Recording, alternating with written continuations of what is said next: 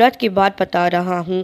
اس نے میرا ہاتھ پکڑا اور کافی دیر تک روتا رہا۔ کہنے لگا، میں وہ ہوں جس نے اپنی ماں کے منہ پر جوتے مارے تھے۔ استغفر اللہ۔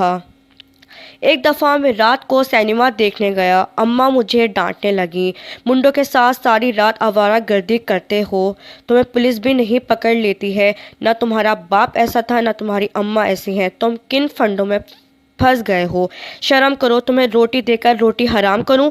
کچھ ناراض ہوئی، مجھے غصہ آیا، میں نے جوتا اتار کر ماں کو مارنا شروع کر دیا۔ 2 جوتے منہ پر مارے۔